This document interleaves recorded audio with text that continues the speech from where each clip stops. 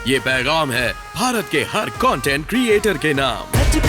जय भीम बड़ा सीधा हंसी, जय भीम जय Bhim app available on the play store and Apple app store now.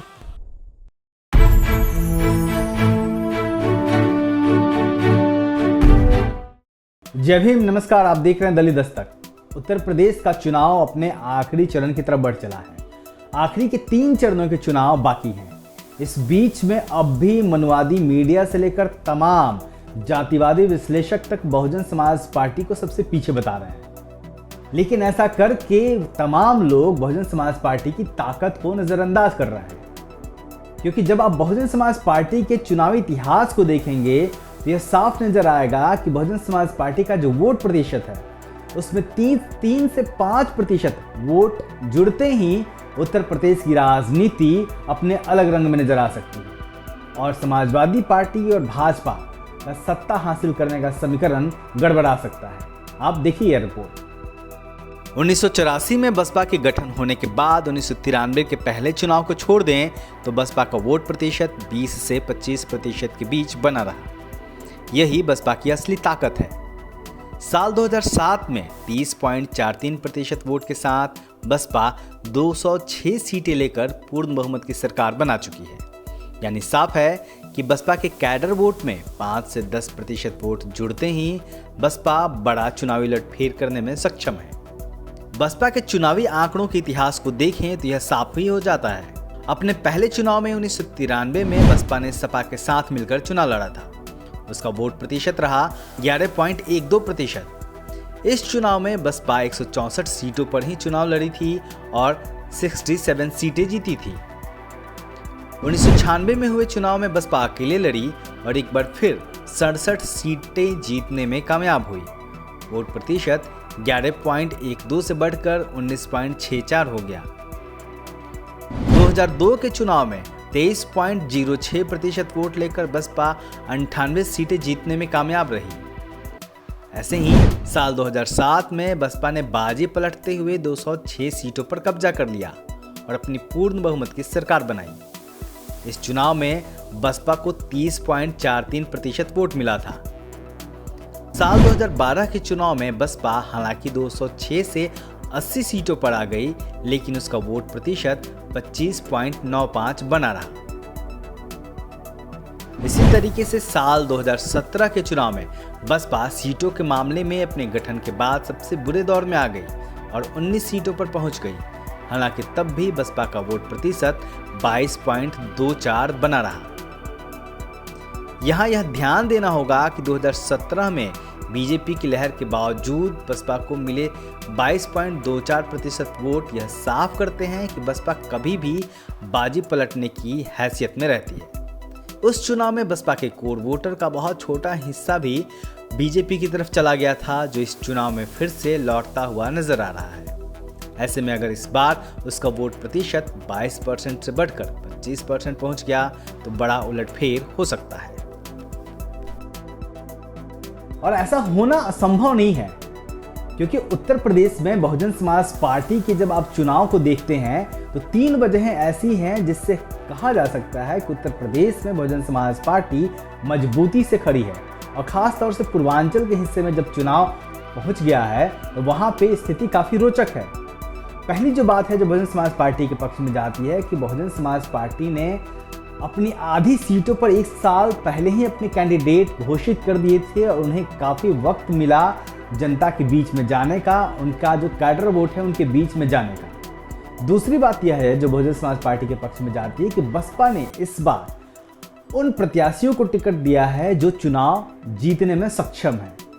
तो वहीं समाजवादी पार्टी और भारतीय जनता पार्टी से टिकट नहीं मिलने के बाद इन दोनों पार्टियों को छोड़कर आए कद्दावर नेताओं को भी बहुजन समाज पार्टी ने आखिरी वक्त में टिकट देकर चुनाव को दिलचस्प बना दिया है। ऐसे में साफ है कि बहुजन समाज पार्टी 3 से 5% वोट अपने कैडर वोट में जोड़ती हुई दिख रही है और जैसे ही यह होता है उत्तर प्रदेश का चुनावी समीकरण निश्चित तौर पर बदला हुआ आएगा और जो आंकड़े लग रहे हैं और चुनावी विशेषज्ञ और मनुवादी मीडिया जो बता रहा है वो सब औंधे मुंह गिरेंगे। 10 मार्च का इंतजार करिए, देखते रहिए दिल्ली दस्तक। रूस के हमले के बाद यूक्रेन में तबाही मची हुई है। यूक्रेन की राजधानी कीव को रूस घेरने की प्लानिंग बना चुका है।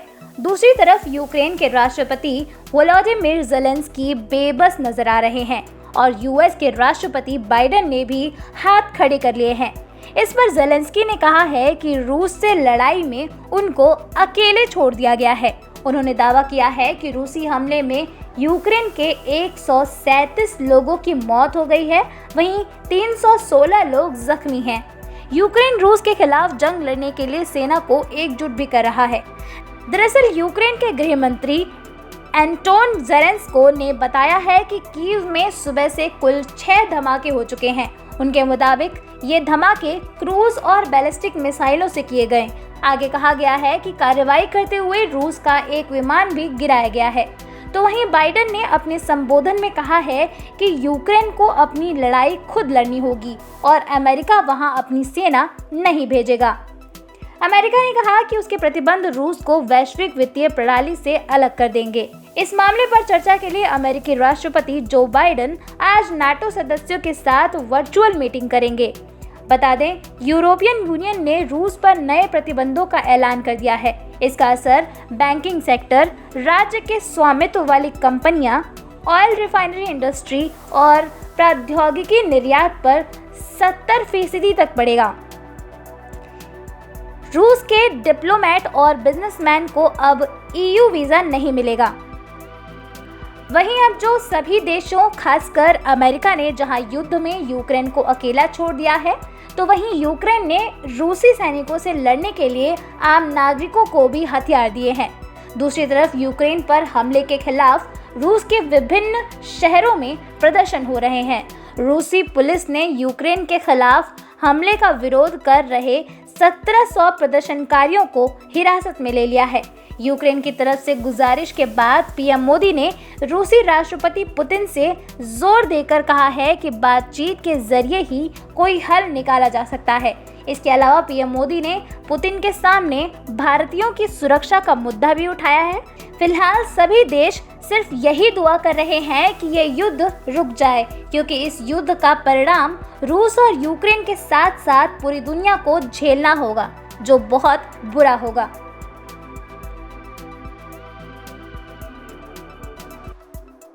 यूक्रेन और रूस के बीच जंग छिड़ी हुई है। दोनों के बीच चल रहे युद्ध ने दुनिया भर में टेंशन का माहौल बना दिया है।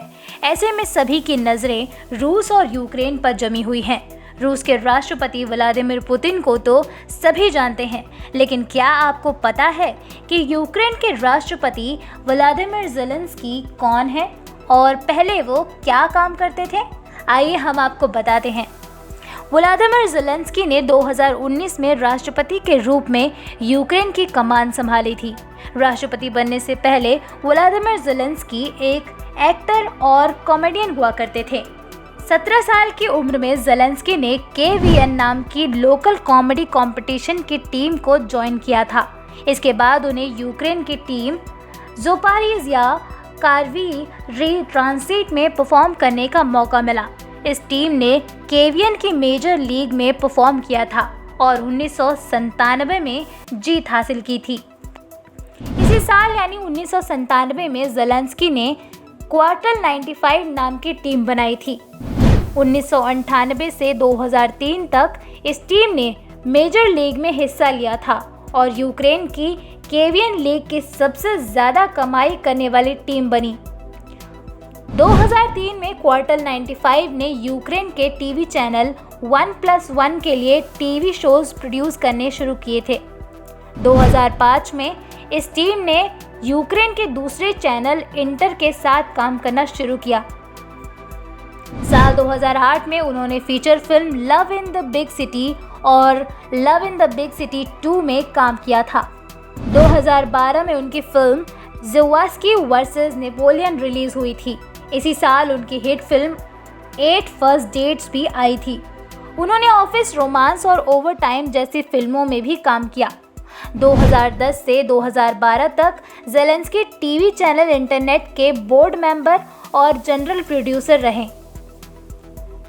2014 में उन्होंने यूक्रेन की मिनिस्ट्री ऑफ कल्चर के रूसी आर्टिस्ट को यूक्रेन में बैन करने के खिलाफ आवाज उठाई थी। 2015 में यूक्रेन ने रूसी आर्टिस्ट और दूसरे रूसी कामों को यूक्रेन में आने से बैन कर दिया था। ऐसे में 2018 में व्लादिमीर ज़ेलेंस्की की love in the big city 2 को यूक्रेन में बैन कर दिया गया था। 2015 में ज़ेलेंस्की ने सर्वेंट ऑफ द पीपल नाम के शो में काम किया था।